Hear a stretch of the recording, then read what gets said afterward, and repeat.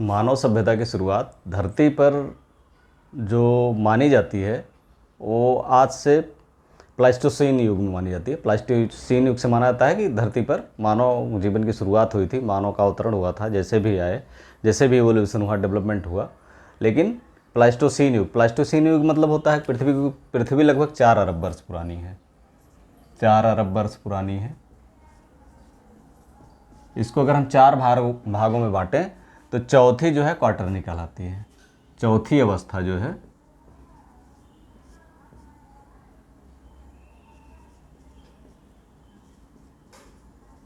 Quaternary या चतुर्थकी कहलाती है।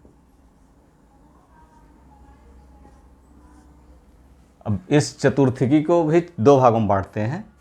चतुर्थकी को 2 भागों में बांटते हैं। पहली जो है चतुर्थकी को 2 भागों में बांटते हैं, यहाँ लिखते हैं।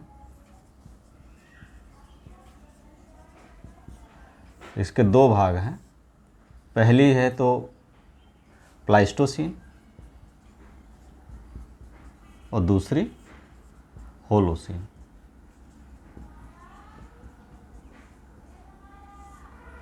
प्लाइस्टोसीन मतलब अति नूतन,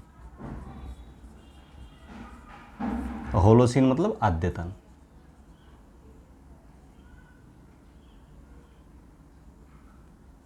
अद्यतन। प्लाइस्टोसीन आज से 25 लाख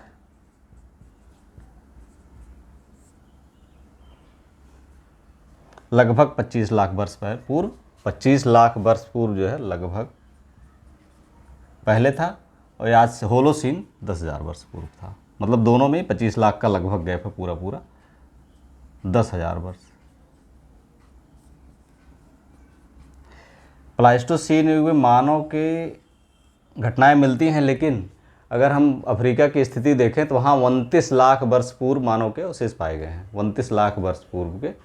तो इसी संदर्भ में हम देखते हैं, और उस युग को हम प्रस्तर युग कहते हैं, पाषाण युग कहते हैं, क्योंकि मानव तब जंगल में ही रहता था और अपने जीविका को धीरे धीरे इम्प्रूव कर रहा था। जीविका जीने के तरीक़ों को, जीने के साधनों को धीरे धीरे इम्प्रूव कर रहा था कि हमें कैसे आसानी से जिया जा सके।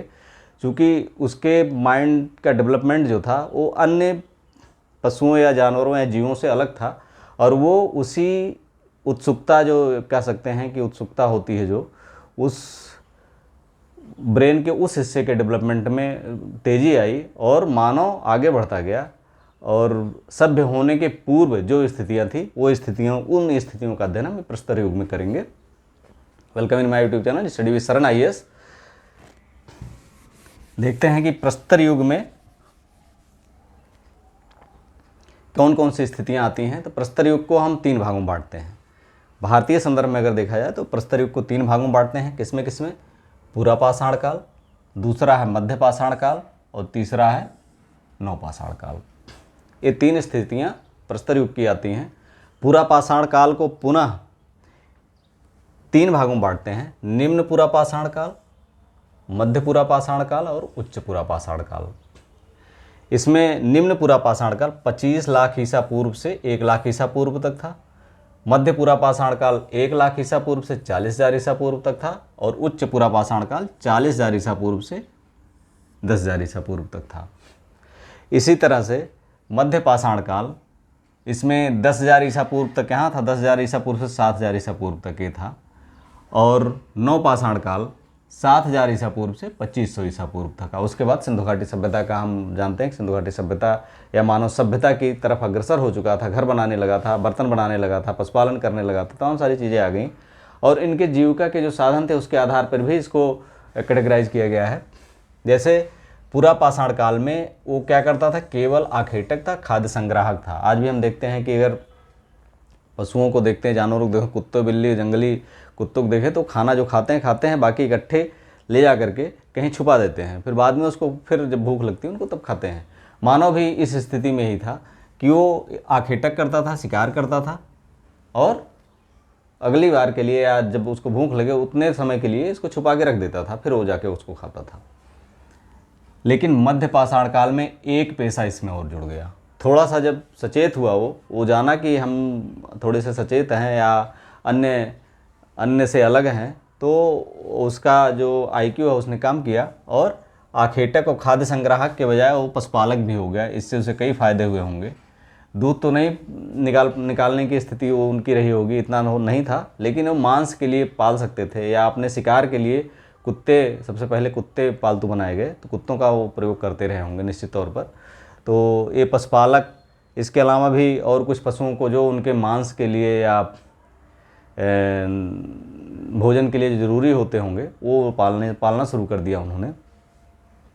ये पशुपालक की स्थिति आई। और इसके बाद जब और थोड़ा मानव आगे बढ़ा, ये बहुत ज़्यादा समय तक नहीं रहा। जैसे जैसे पशुपालक हुआ उसके बाद वो कृषि भी करने लगा। नवपाषाण युग में जो सबसे बड़ी विशेषता थी, खाद्य संग्राहक, आखेटक, पशुपालक तो यहाँ तक हो गया था, आगे वो खाद्य उत्पादक भी हो गया। खाद्य उत्पादक मतलब वो कृषि करने लगा। जब कृषि करने लगा तो उसे बर्तन की ज़रूरत पड़ी, चाक का आविष्कार हुआ। पहले हाथ से बर्तन बनते थे, फिर चाक से बनने लगे और चाक से वो बर्तन बनाने लगा। और मेहर घड़े का ऐसा स्थान है बलूचिस्तान में भी, आगे हम उसका डिटेल अध्ययन करेंगे कि जहाँ से इसके साक्ष्य मिले हैं और वहीं से सभ्यता आगे बढ़ती है और मानव जीवन एक सभ्य, अस्थायी, संस्कृत, सुसंस्कृत जीवन व्यतीत करना प्रारंभ कर देता है। अब एक एक करके देखते हैं कि क्या स्थितियाँ आती हैं प्रस्तर युग में। तो पुरापाषाण काल को अगर हम देखें तो अभी हमने जैसे बताया, आखेटक और खाद्य संग्राहक था। एक ना तो पशुपालन जानता था, ना ही कृषि जानता था, ना अस्थायी, इन दोनों के बिना अस्थायी जीवन भी नहीं था। वो जहाँ खाता था सोता था। पानी के लिए नदी या प्राकृतिक स्रोतों का इस्तेमाल करता था। रहने के लिए प्राकृतिक गुफाओं का इस्तेमाल करता था। और फिर वो आखेटक करके कुछ ऐसी परिस्थितियों के, जहाँ ऐसी परिस्थितियाँ हो जहाँ रहने के लिए प्राकृतिक गुफाएं हों, पीने के लिए पानी हो, आसपास जंगल हों, जहाँ उसको शिकार मिल जाए, ऐसी सिचुएशन जहाँ बनती है वहीं पर वो रहता था। और ऐसी स्थितियाँ जहाँ मिलती हैं, जैसे पाकिस्तान का सोहन घाटी, पोतवार का पठार, इसके अलावा भारत में अगर देखा जाए तो मिर्ज़ापुर के सिंगरौली, वो थोड़ा सा ककड़ीला पथरीला इलाका है, और वहाँ पर सोन घाटी, सोन नदी है, दामोदर घाटी, सोन नदी है, रिहंद नदी है, ये सब नदियाँ हैं। इसके अलावा यहाँ पे नर्मदा घाटी के क्षेत्र में देख लीजिए, भीमबेटका में जो गुफाएं हैं, जंगल है, जल के स्रोत हैं, यहाँ पर स्थितियाँ ये थीं। तो इस तरह से बेलन घाटी इलाहाबाद की, तो इस तरह से ये सब क्षेत्र ऐसे थे जहाँ पर इनके सर्वाइव करने के, जब हमारे पास संसाधन कोई नहीं था मानव के पास, तो उस समय इनके जो जीवन यापन के लिए जो जरूरी वस्तुएं थी वो यहाँ पर उपलब्ध हो जाती थी। और ये यहीं पर इनके प्रारंभिक साक्ष्य, प्राचीन काल के या पुरापाषाण काल के साक्ष्य यहीं से प्राप्त हुए हैं। पुरापाषाण काल में दो चीज़ें, इनमें विभेद के दो एक स्थितियाँ और हैं। जैसे टूल पैटर्न जो होते हैं, जो पत्थरों का उपयोग करते थे, यहाँ पर इनके पत्थर जो है उतने शार्प नहीं होते थे, बड़े होते थे। हैंड एक्स, कुल्हाड़ी, बिदारड़ी, इस तरह से जो धार होती थी मोटी होती थी। यहाँ पर ये फ्लैग का इस्तेमाल करने लगे, यहाँ धार पतली होती थी, और यहाँ पर ब्लेड और ब्यूरेंस और रिफाइंड या पॉलिशदार हथियारों का प्रयोग नवपाषाण युग में करने लगे। और उसके बाद ही जस्ट नवपाषाण युग में ही इन लोगों ने तांबे खोज लिया था, तांबे का, और जस्ट नवपाषाण के बाद ताम्रपाषाण युग का प्रारंभ होता है। यहाँ पर पुरापाषाण काल में हम तीन स्थितियाँ देखते हैं: निम्न पुरापाषाण काल, मध्य पुरापाषाण काल और उच्च पुरापाषाण काल। निम्न पुरापाषाण काल 25 लाख ईसा पूर्व से 1 लाख ईसा पूर्व तक, ये सबसे पहली स्थिति थी। इसकी जो पाए गए हैं, क्षेत्र पाए गए हैं, वो हैं मिर्ज़ापुर का सिंगरौली, बेलन घाटी और सोहन घाटी। सोहन घाटी पाकिस्तान में है। बेलन घाटी का लोहंदा नाला से एक अस्थि निर्मित मूर्ति मिली है। इससे लगता है कि ये लोग अस्थियों का प्रयोग करते थे विभिन्न हथियार बनाने में, मूर्तियाँ बनाने में, प्रतिमाएं बनाने में। इस तरह के जो कार्यकुशलता थी इनमें धीरे धीरे डेवलप हो रही थी। इसके अलावा जो मध्य पुरापाषाण काल का समय है वो 1 लाख ईसा पूर्व से 40,000 ईसा पूर्व तक है। और इसका जो सबसे अच्छा उदाहरण है नर्मदा घाटी और तुंगभद्रा। चूँकि ये अब फैल चुका था, जो निम्न पाषाण युग का मानव था वो थोड़ा सा और एडवांस हुआ और उसने नए नए क्षेत्रों को खोजना शुरू किया और इन क्षेत्रों तक फैला ये। और उच्च पुरापाषाण काल का समय जो है 40,000 ईसा पूर्व से 10,000 ईसा पूर्व है। ये जो 40,000 ईसा पूर्व से 10,000 ईसा पूर्व का समय है, इस समय उच्च पुरापाषाण काल में मानव ने गुफाओं में रहना, चित्र बनाना, हम जानते हैं कि वहाँ का मध्य पाषाण युग को भी अगर ले लिया जाए तो उच्च पुरापाषाण युग और मध्य पुरापाषाण युग, जो भीमबेटका की गुफाएं हैं वहाँ पर मध्य पाषाण युग के अधिकतर चित्र मिले हैं हालांकि, लेकिन इसका प्रारंभ, इन गुफाओं में चित्र बनाना प्रारंभ जो है निम्न पुरापाषाण काल से ही मानव ने शुरू कर दिया था, क्योंकि वहाँ रहते थे। लेकिन अभी अनाज पर जीने वाले पक्षी उसमें नहीं हैं, यानी मानव खाद्य उत्पादक नहीं था, क्योंकि अगर खाद्य उत्पादक होता तो ऐसे पक्षियों का उपयोग, पक्षियों के चित्र बनाता जो अनाज पे जीते थे। अगला आता है मध्य पाषाण काल। इसका जब ये समाप्त होता है तो उसके बाद एक अवस्था आती है कि वो शिकारी और खाद्य संग्राहक के साथ ही वो खाद्य पशुपालक भी बन गया। वो पशुपालक मतलब सबसे पहले उसने निश्चित तौर पर कुत्ते को ही पालतू बनाया होगा, क्योंकि ऐसा साक्ष्य भी मिलता है। और ये वर्तमान में भी, वर्तमान के संदर्भ में देखा जाए तो ये दिखाई पड़ता है कि सबसे पहले वो कुत्ते ही ऐसे हुए होंगे जो पालतू बनाया होगा। 10,000 से 7,000 ईसा पूर्व की स्थिति रहती है। और भारत में पशुपालन के जो प्रारंभिक साक्ष्य मिले हैं वो मध्य प्रदेश के आदमगढ़ और राजस्थान के बागोर से मिले हैं। मध्य प्रदेश के आदमगढ़ और राजस्थान के बागोर से पशुपालन के प्रारंभिक साक्ष्य मिले हैं। इसके अलावा अब वो, चूँकि भारतीय संदर्भ में ये मिर्ज़ापुर का क्षेत्र, इलाहाबाद का क्षेत्र ये ज़्यादा मुफीद है। यहाँ नदियाँ हैं, नदियों के क्षेत्र हैं, और उसके बाद जो है जो विंध्य पर्वत श्रृंखला है, इसकी जो ठोस चट्टानें हैं, इनमें गुफाएं हैं, रहने के लिए स्थान है और स्वच्छ पानी है। तो इस वजह से ये क्षेत्र इनके रहने के लिए ज़्यादा अनुकूल था, चूँकि बारिश ज़्यादा होती थी, घने जंगल भी थे यहाँ पे। तो चूँकि ये गंगा घाटी में संभव नहीं था, क्योंकि यहाँ पर बारिश ज़्यादा होती थी और चट्टानें बहुत हार्ड नहीं थी, तो इनके रहने के लिए उपयुक्त जगह नहीं थी। बाकी शिकार और पानी के लिए तो उनके स्रोत थे इनके पास।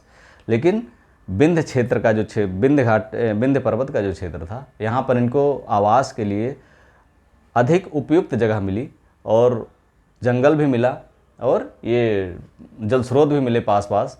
तो इस वजह से इन लोगों ने इन स्थानों को बनाया, विशेषकर इलाहाबाद, मिर्ज़ापुर का लखैया। हम जानते हैं यहाँ पर 17 नरकंकाल वहाँ पर प्राप्त हुए हैं। ये कई बार एग्जाम में पूछा गया है कि 17 नरकंकाल कहाँ से प्राप्त हुए हैं, या नरकंकाल का ढेर कहाँ से प्राप्त हुआ है। इलाहाबाद का चौपानी मांडो, ये भी मध्य पाषाण युग का एक स्थल है, इलाहाबाद के क्षेत्र में पड़ता है। और इसके अलावा प्रतापगढ़ का सराय नहर राय, महदहा और दमदमा। इस समय यहाँ पर गर्त चूल्हे पाए गए हैं, बूचड़खाना पाया गया है।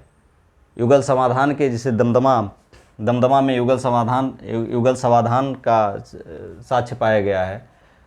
हड्डी के जो आभूषण होते हैं ये पाए गए हैं। इस तरह से तमाम सारे स्थल यहाँ पर खुदाई में प्राप्त हुए हैं, जो हमें स्पष्ट देते हैं कि यह क्षेत्र मध्य पाषाण युग का एक बहुत ही उन्नत क्षेत्र था। यहाँ पर ये अपना स्थायी निवास बना करके ये रहते थे। इसके बाद अगली अवस्था आती है 7,000 ईसा पूर्व से 2,500 ईसा पूर्व तक। ये यहाँ पर एक व्यवसाय और वही जुड़ता, हमने बताया, खाद्य उत्पादक, पशुपालक, खाद्य आखेटक, खाद्य संग्राहक था, पशुपालक हो गया, फिर खाद्य उत्पादक भी हो गया। 7,000 ईसा पूर्व से 2,500 ईसा पूर्व में, इसमें इसको अगर हम देखें नवपाषाण युग को, तो मानव अधिक जैसे खाद्य उत्पादक होने की वजह से कृषि करने लगा, और कृषि करने जौ, राई, ये सब चीज़ें उपजाने लगा। मेहरगढ़ जो 7,000 ईसा पूर्व बलूचिस्तान का, पाकिस्तान के बलूचिस्तान प्रांत में पाया गया है, मेहरगढ़, यहाँ पर अस्थायी निवास के प्रारंभिक क्षेत्र पाए गए हैं। इसको हम ऐसे बांट सकते हैं, उत्तर पश्चिमी क्षेत्र में, दक्षिणी क्षेत्र में, उत्तर पूर्वी क्षेत्र में। 3 क्षेत्र अगर देखें तो उत्तर पश्चिमी क्षेत्र में अगर हम शुरुआती स्थल देखें तो मेहरगढ़, यहाँ पर पहले बर्तन जो बनते थे हाथ से बनते थे, क्योंकि जब कृषि हो रही है तो उसको पकाने के लिए बर्तन की ज़रूरत है। तो उस पकाने के लिए जो बर्तन बनते थे पहले हाथ से बनते थे, बाद में चाक पर, यहाँ पर प्रारंभिक चाक के अवशेष पाए गए हैं, और यहीं पर प्रारंभिक अस्थायी बस्तियों के अवशेष भी पाए गए हैं। और बाद में यहीं से आगे बढ़ करके सिंधु घाटी सभ्यता का उदय होता है, एक परिवर्तन होता है, और लोग इसी तकनीक को उन्नत करते हुए सिंधु घाटी सभ्यता में एक नगरीय सभ्यता स्थापित करने में सफल होते हैं। यहाँ पर मेहरगढ़ के लोग 7000 ईसा पूर्व में ही अस्थाई आवासों में रहते थे। मिट्टी के घर, हालांकि कच्ची मिट्टी के घर होते थे, उनके झोपड़ियों बना के रहते थे। जौ, रुई, गेहूँ इस तरह का फसलें उपजाते थे। जो सिंधु घाटी सभ्यता में हम जानते हैं कपास पहले उपजाने का श्रेय किसको है? सिंधु घाटी सभ्यता को लोगों को है। और ये लोग चाक पे बर्तन बनाते थे। सिंधु घाटी सभ्यता में चाक के बर्तन, कच्ची ईंट के मकानों में रहते थे। वहाँ पर पक्की ईंट के मकान हम जानते हैं वहाँ मिलते हैं। और ये ऐसा स्थल था जहाँ से कई सभ्यताएं आकर के केंद्र बिंदु था, ये मिलन स्थल था। इस वजह से ये सभ्यता आगे कई लोगों के ऊर्जा का उपयोग करते हुए आगे बढ़ पाई मेहरगढ़ में। इसके अलावा उत्तर पश्चिमी क्षेत्र में जो नौपाषाण कालीन स्थल हैं वो बुर्जहोम है और गुफकरल है। बुर्जहोम जानते हैं कश्मीर में है। यहाँ पर गर्त आवास पाए गए हैं। मनुष्यों के साथ कुत्ते दफनाए गए हैं। अभी हमने बताया कि सबसे पहले उसने कुत्ते को ही मानव ने पालतू बनाया होगा। तो यहाँ पर कुत्ते इतने इम्पॉर्टेंट थे इनके लिए, क्योंकि ठंडी बहुत पड़ती थी और इनके शिकार के लिए कुत्तों का उपयोग निश्चित तौर पे बहुत करते रहे होंगे। और इतने प्रिय थे कि ये कोई मरता था तो उसका प्रिय कुत्ता उसके साथ जीवित या मृत दफना दिया जाता रहा होगा। निश्चित तौर पे जीवित ही रहता होगा, क्योंकि मरता मानव ही रहा होगा। तो कुत्ते का इम्पोर्टेंस यहाँ से पता लगता है। ऐसा हालांकि और किसी नौपाषाणकालीन स्थल में भारत में नहीं पाया गया है। ये लोग कृषि करते थे, जो छोटी मोटी फसलें हैं सब उगाते थे वहाँ पर उत्पन्न होने वाली। इसके अलावा दक्षिणी क्षेत्र में गोदावरी दक्षिण में और पिकलीहल, कर्नाटक का पिकलीहल, ये हम जानते हैं कि पिकलीहल जो एक ऐसा स्थल है जहाँ पर निवास के साक्ष्य मिले हैं और राख के ढेर मिले हैं। इस तरह के राख के ढेर, ऐसा जैसे पशुपालन जो वो करते थे तो एक बाड़ा बना करके सारे पशुओं को उसमें रख देते थे, और गोबर जब पशु करते थे तो उसको जब बहुत ज़्यादा ढेर हो जाता था तो पशुओं के लिए दूसरा बाड़ा बनाते थे और वो जो गोबर सूखने तक छोड़ते थे उसके बाद उसमें आग लगा देते थे, तो राख के ढेर बन जाते थे। फिर अगली बार फिर पशुओं के लिए वो स्थान बनाते थे। इस तरह से राख के ढेर पाए गए हैं और राख के ढेर के साथ निवास के भी साक्ष्य पिकलीहल से मिले हैं। तो नौपाषाणकालीन स्थल के लोगों की एक विशेषता ये भी थी। अगला है उत्तर पूर्वी असम, मेघालय, गारो। तो ये सब क्षेत्र असम, मेघालय, गारो, हम जानते हैं चिरांद एक स्थल है पटना के पास। वहाँ पर अस्थि निर्मित मातृ देवी की मूर्ति मिली है और यहाँ अस्थि से निर्मित औजार भी बनाए गए हैं। ये भी नौपाषाणकालीन एक महत्वपूर्ण स्थल है। इसके अलावा दक्षिण उत्तर पूर्व की पहाड़ियों में इस तरह के अवशेष नौपाषाणकालीन है, क्योंकि मानव तब तक फैल चुका था।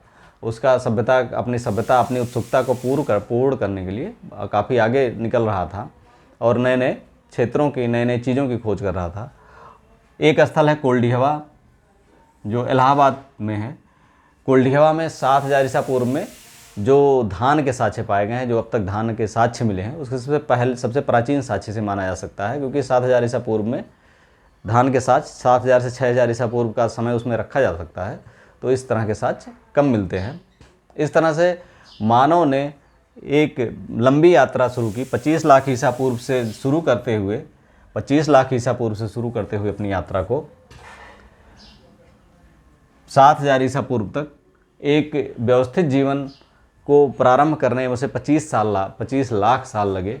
लेकिन उसके बाद उसकी सभ्यता इतनी तेज़ी से आगे बढ़ी। आज हम चाँद, मंगल और अन्य ग्रहों पर अंतरिक्ष के बाहर जाने के प्रयास कर रहे हैं।